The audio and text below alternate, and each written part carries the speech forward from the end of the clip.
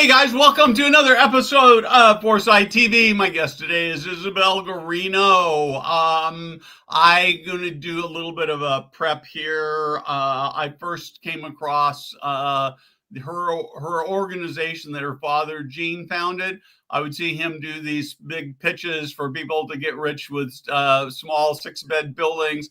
I thought he was a huckster and a hustler, and I wrote terrible things about him, didn't even reach out to talk to him.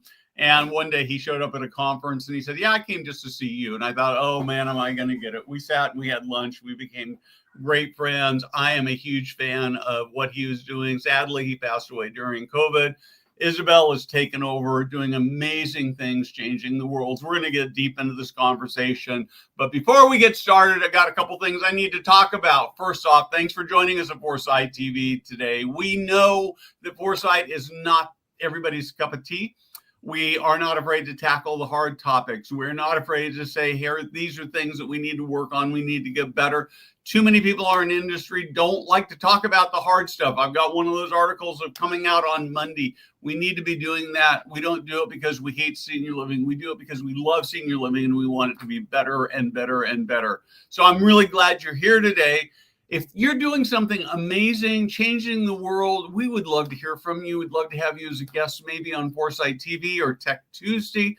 If there are things that we should be talking about or thinking about or looking at, we'd love to hear about that as well. We produce all kinds of amazing thought leadership content in addition to Foresight TV. We have LinkedIn posts every day.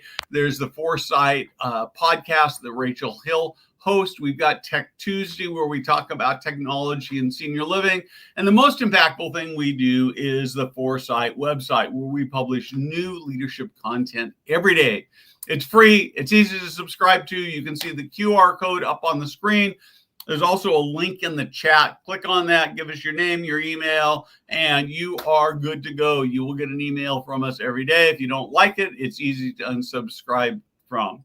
One more thing I want to talk about is we have recently launched a new product called Practical Passionate Leadership. Isabelle, this is something that might actually work for your audience too. But anyway, it's all about doing practical things to build better teams. This is going back to my roots of believing that the most powerful thing we can do is change the lives of frontline workers. And each month we put out 2 or 3 very practical activities you can do to make people love their coming to work every day. They can love their organization, love you as a leader. So we would appreciate you checking that out. Again, QR code and link. And with that, let's get started.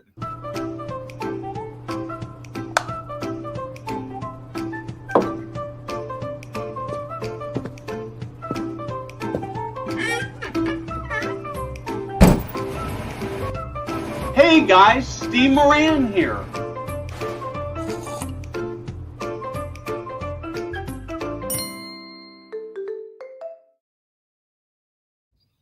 Isabelle, welcome. I am so excited to have you on. I'm going to confess to you, I'm a little bit nervous because you represent a part of the senior living ecosystem that mostly gets ignored.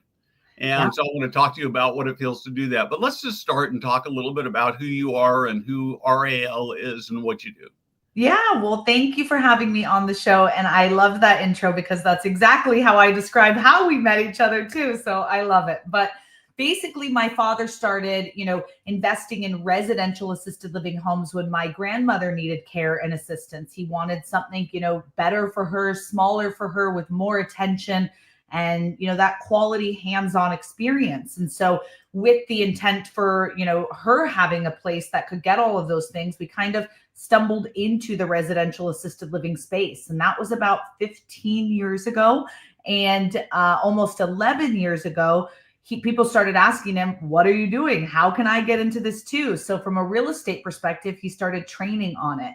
And about a year into that, I joined him and we launched that company and many others. And over the years, I've sat in many different seats, and now I'm, the CEO, kind of running the show for things. And it's been a beautiful journey along the way, showing other people how to do what we do, which is own and operate assisted living homes in a residential space. So the smaller 6 to 16 bed model.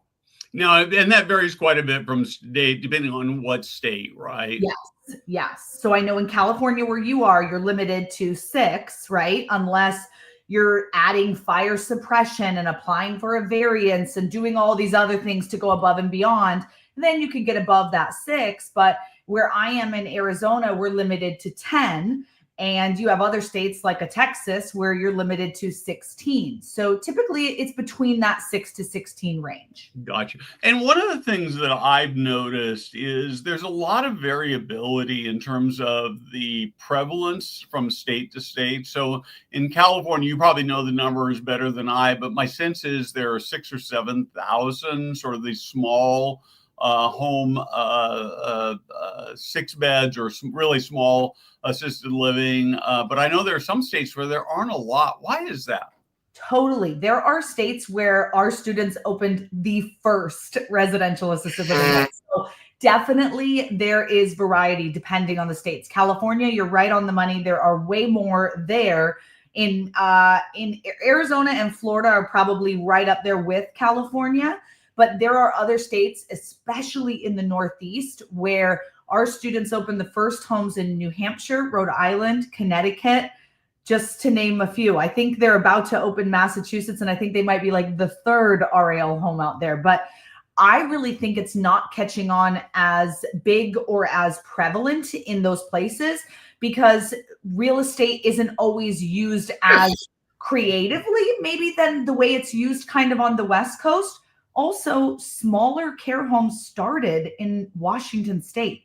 And since so many of the Southwest is where majority of these homes are, I'm wondering if it has something to do with that. It just hasn't merged that far yet. Yeah, it's very possible that it has. Well, really, sort of on scale, large senior living started, not assisted living because they didn't do assisted, but really with Holiday was the first company that did senior living at scale. Bill Colson had built this amazing company out of Oregon. So lot of innovation on the West Coast, and maybe that's it. So let's talk. Actually, I want to dig a little bit more into kind of what you do, what your companies are. So you teach people how to go buy a building or rent a building and establish the business. You have a big conference. I'm going to do a little I'm going to do a plug for the conference and for me. I'm keynoting it there, so I'm very excited about that in a couple of months. And I'd like to have you talk a little bit about that because people might want to attend. So what else? Tell me a little bit more about what you do. Yeah, so our main company is the Residential Assisted Living Academy, and that's where we show real estate investors, entrepreneurs, medical professionals, whoever really wants to learn how to take a single family home and turn it into a residential assisted living home. So that's really the educational piece that we do. We host those trainings in Phoenix, Arizona about 8 times per year. Then we have our assisted living conference, which you'll be at, and I'm so excited to see you again there. That is an event with speakers, sponsors, vendors. It's really for those care home owners, whether it's a big facility or a smaller care home, to come to network, mingle, and get access to resources at a discounted price that maybe they don't have access to when they're, back at home in their own home or facility. So it's an amazing place to just kind of celebrate the work that's being done, network with other people in the industry, and really take your business to the next level. We also own and operate and created the first and only Residential Assisted Living National Association. So there's a lot of associations for the bigger facilities, but there was really no one representing smaller care homes at a national level. So we kind of gathered together all 30,000 of the smaller group home owners nationally and basically said, we're going to be this for you. We're going to be that voice in the industry. So we're constantly checking, what's going on in different jurisdictions all over the US to see if something legislatively is being passed that is negative to smaller care home owners. And we become that voice for them with legal backing and power. So we have kind of a lot of arms of this, but really the whole purpose of it is to celebrate, educate, and really raise up that residential assisted living owner and be there for them with whatever they need throughout their journey. So let's talk a little bit about, let's do a little bit of a comparison between the large big box senior living and residential. I frankly, my sense is that mostly the big box folks, mostly my audience, kind of just don't pay much attention to you, don't see. Talk to me a little bit. What's that feel like? Talk to me a little bit about the differences. I think that, the first time we would go to, the large conventions where everyone's a big box owner, and it was kind of like they thought we were lame. They're like, "Oh, 10 beds, that's cute. Like you're a little peon in the system." Yeah. And then I think things kind of changed when COVID hit, and certain facilities had a really bad light shined on what was happening, behind closed doors, and people were ripping their loved ones out looking for smaller options, different options, higher quality options. And so assisted living at a smaller setting got really a boost during COVID, which was not necessarily happening in the larger facilities. And then those events, they really turned to start to say, how can we do what you guys are doing, but on a larger scale, right? They don't want to do onesie, twosie little homes. And I get it. Like, that's not the game that they're playing, but they're wondering, how do we get those systems and that quality you have over here in a larger setting? So I think since 2020, we've actually started to kind of, make a name for ourselves in the smaller space. But in general, most people who invest in large commercial facilities for assisted living, they don't mind us any business. They don't care. We're kind of nothing to them. We are ignored by them. And that's why we have to be that voice and that power to stand up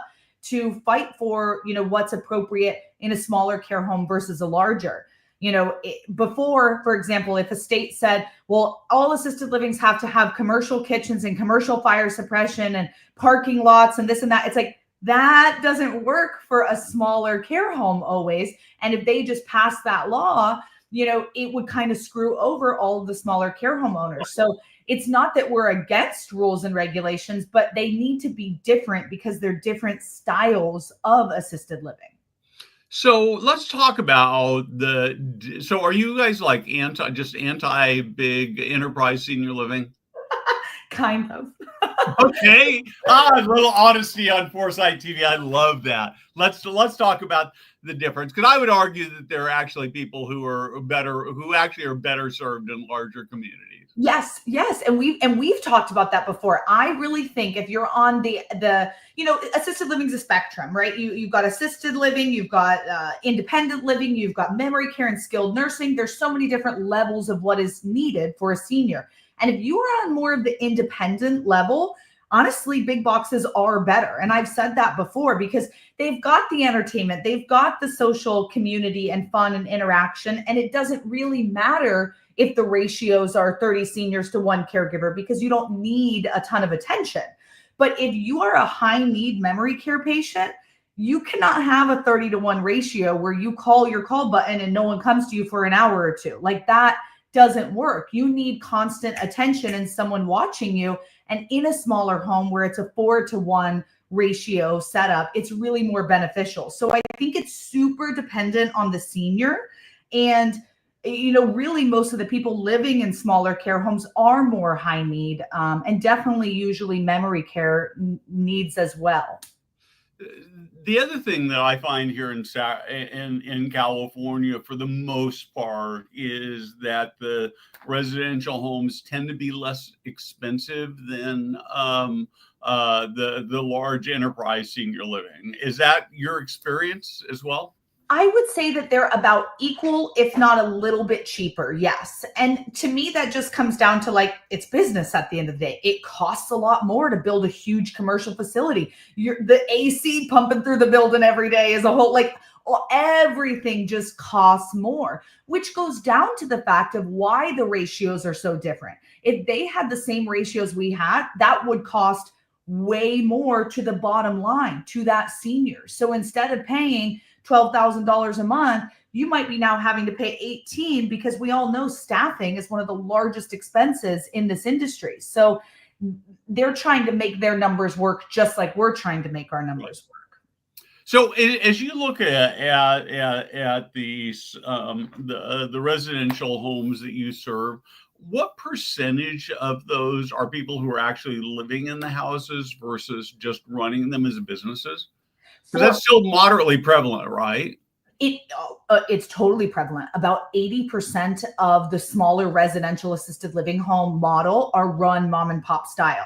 The other 20% are basically who we represent. So none of our students live in their homes or work in their homes, right? They all run it more hands off as a true like business and investment strategy where they're hiring that licensed administrator and the licensed caregivers to do the work, but they're really that owner operator. But 80% of the rest of the RAL industry is exactly doing it that way. Very hands-on, very mom and pop. So one of the complaints I've got about large enterprise senior living is, as you know, when you get into assisted living and memory care, or they typically use a point system, right? Mm-hmm. And it seems like there's tremendous point creep. How do the residential homes, do they do points like that as well, or how does the and this is one of those dangerous questions because I didn't ask in advance, so I have no idea what you're going to say. No, you're fine. Explain to me the point system. Okay. So typically what happens is that they'll do an evaluation before somebody comes in. You almost by asking me that, you almost sort of answered my question. So they'll go in and they'll say, okay, basic room and board is, I'd call it $4,500 a month.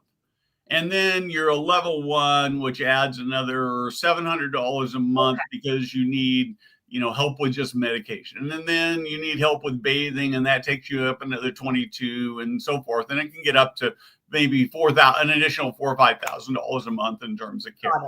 So we don't call it a point system. So that's why I did not know that. Now I know. So you taught me. Thank you, Steve. But really, I think because these businesses are run so individually, there are kind of two schools of thought. Exactly what you said, basically the point system where it's kind of base rate plus, depending on level of care, bedroom, bathroom situation, whatever. Or there's the school of thought where it's basically, hey, technically my most expensive patient would be paying this and my least would be paying this. So I'm going to cut it in the middle and call this the cost. And if you want to lock it in, indefinitely, as long as your mom or dad stays here, it's this plus $500 a month and I will never change the bill. And a lot of people do that where it's kind of a locked in price and it's more or less the average of what someone would be paying. So you might be losing on some residents, but you'd be making on others. And it just kind of keeps it easy for not having to have that phone call where you have to say, hey, Steve, your dad's doing worse. So you now owe me an extra $1,500 a month, right? Like that feels so bad. And so a lot of people lean towards the locked in price versus the point system because of those conversations. They just don't want to have that. Perfect. So I need to take a break here and say thanks to our sponsor, and then we'll get back with our conversation. I want to take a moment to tell you about today's sponsor, SageAge. Here at Foresight, we are passionate about transforming senior living, making it better for residents, families, and team members. SageAge shares that mission. They are more than a marketing agency. They're a strategic growth partner who understands the unique challenges facing senior living communities and organizations today. Whether you need compelling branding, innovative digital strategies, or proven occupancy solutions, SageAge doesn't just talk the talk. They know this industry inside and out. They speak your language, and they deliver measurable results that actually move the needle. If you're ready to grow with purpose and precision, SageAge is ready to be your partner. Check them out at sageage.com. That's SageAge.com. All right, back to the show. So, how do people, speaking of my SageAge commercial, so people go out and do this, how do they market a 6-bed? Because normally these senior living companies have these big, massive budgets and they do this Facebook ads. And how does somebody even get started? We'll never beat the big boxes when it comes to SEO and ranking online. They will always pop up number one just because the sheer amount of capital that's being put towards those marketing efforts. But the biggest ways people are filling their beds is by using local placement agents. So not national companies like A Place for Mom, but more the one-off local, independent placement agent. they still do web advertising using SEO and keyword search and all of that good stuff. Facebook is always a hot place to find leads. And then a lot of it is word of mouth. It's really going out and building those relationships with a local geriatric doctor, with a church, synagogue, temple, with a senior center. All these different places end up being great referral partners for a smaller care home. Well, I don't know whether you know this or not, but my mom, who passed away about 8 years ago now, she was in a 6-bed residential home here, maybe 3 miles from my house, and it was a wonderful experience. My stepfather, who's still alive and lives with us, he'd go see her every day, and they made sure he had Coke when he walked in the door. And when I walk in to see her 2 or 3 times a week, they'd always have coffee fixed just the way I wanted it as soon as I sat down. Oh, a wonderful experience. And I will tell you that as I talk to people in the community about senior living, we're doing some interaction with hospice and other things with their stepfather, who's still living with us. But everybody knows this place. Mm-hmm. And so that word of mouth is really, and he's expensive. Mm-hmm. And yet he's full wait list. And so it's really a good opportunity. So do you see any way for large enterprise communities? So what should they be learning from residential communities? I really think when you ask, like, do you like, big boxes? And I'm like, not really. I think the biggest thing is that if quality care for our seniors is at the top of everyone's mind, then there would be things that are changing for large facilities. My number one biggest thing I'm an advocate for is care ratios. I really do not like that if someone calls off a shift, now one person just has to, take over 2 floors of people. Like, that's not reasonable. And it causes the caregivers to have high turnover. It causes them to get frustrated by their job and maybe even want to exit the industry. And really, the system is just set up to fail caregivers and fail our seniors. So I think if they could change care ratios, I think it would make the biggest difference. And I would, swallow my words and not have to hate on big boxes so much, because that's really what it comes down to. We just hear so many horror stories of, falling and brain bleed and broken rib and this, that, and call buttons, and no one's coming for hours and hours. And it's just like, that can't be what's normal in our society. Like, we have to stop this and ask for something better, demand something better. And until they can do better care ratios, I don't know, if that's a place that I would feel confident sending my loved one, Yeah. Well, and I will tell you that when I think about my mom's experience in this community, she had a stroke. Her brain was mostly gone. She stayed at home with her husband, caring for her for almost a year. He had a heart attack and then couldn't care for her. And so I brought her into my house for a few weeks, and it was clear we just didn't have she needed more care than we could give. But the thing that she needed, that the small home did such a great job is that somebody could stick their head in once an hour. They just walk by and say, "Pat, how are you doing?" And most of the time she wouldn't need anything, but once in a while she couldn't get out of bed. So she needed a glass of water, or she need help with toileting or those kinds of things. And I just, and the bigger organizations have not seemed to figure out how to be able to provide that level of care. So I'm a huge fan of doing that. So or I guess maybe the question I should be asking is, on your conference, are people who are running big enterprise, 2 questions: are they welcome to come? And B, why should they come? We actually recently changed the name of the conference just this year. So it used to be the Residential Assisted Living National Convention, and now it's the Assisted Living Conference.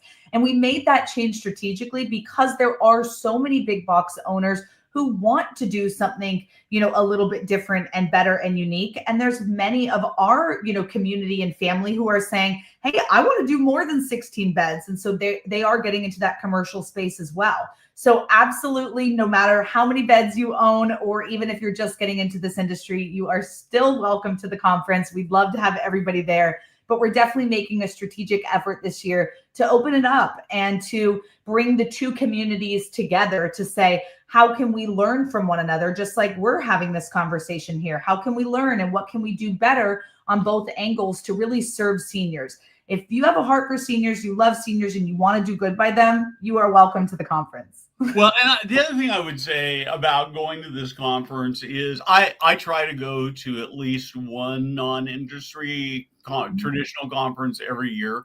I learn lots of things. I went to something called Work Human. It was an HR conference. There were about 4,000 people there. First time I've been to a conference in years and years and years where I didn't know a single person. Wow. And it was a very interesting, kind of a weird experience. And will I go back to that one again? I haven't quite decided yet. It was a good experience. I'm not sorry I went, but again, weird to know that. But I learned some things, met some people, some interesting people that I wouldn't have otherwise met. And so I would really recommend this as something. And maybe do you know of anybody who is doing both? Both bigger and smaller. Bigger and smaller, yeah. I just realized I need to ask that question. Yeah, we do have a few students who have both in their portfolio. Yes. So I would love to talk to them. I think that could be a very, very interesting conversation, because I think they do meet different needs, and maybe what everybody ought to do who's running a big operation, if they have anything close by, they ought to go find a little house to buy where they could set up a 6 or a 10 bed to meet those needs of those people who need more intensive levels of care.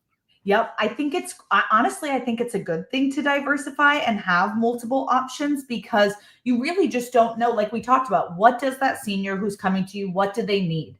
And if what's better for them is something bigger, then send them along that way. And if it's something smaller, then go that direction. But I'll connect you with some of our students who are doing it. I'd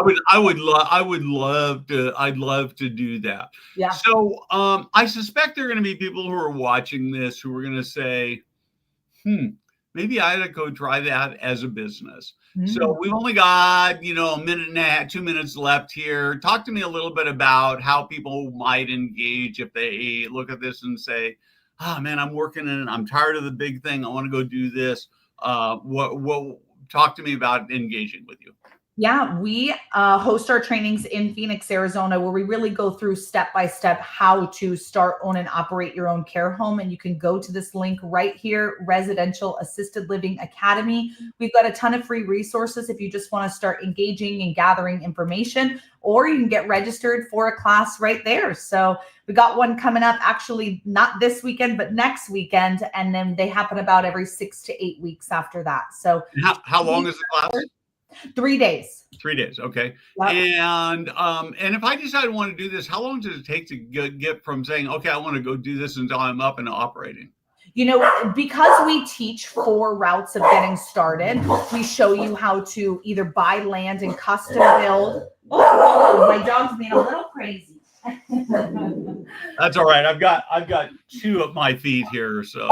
We show you how to buy land and custom build. We show you how to convert a single family home to do this, or we show you how to buy an existing care home and renovate it to be, buy an existing care home and just run it right away, or lease a home to use for this. So all 4 of those have different timelines, but it really ranges. I would say leasing and buying an existing are really that 3 to 6 months. And then custom building from the ground up is more like a year to 3 years. So it's okay. Cool. And how many of these are there across the country? 30,000. That is really phenomenal. Isabelle, thank you so much for joining me. This has been an amazing conversation. I love how you're changing the world. I mean, you're helping entrepreneurs. We haven't really talked about this, but one of the things you're really doing is helping entrepreneurs build these legacy businesses that will support their families and give them a nice retirement, and at the same time change the world. And I know that was so much of what your dad talked about, and it's really an amazing thing. And as I'm talking about this, I'm seeing Jada back there who's producing it behind the screen. And I'm thinking, Jada, maybe you should go start your own a community there. You're right next door to where Isabelle is and the academy is. So it could be, I'd hate to lose you doing this. But anyway, thank you very much. Thank you for all of you for joining us. Have a great weekend. Please stay on after we go off the air.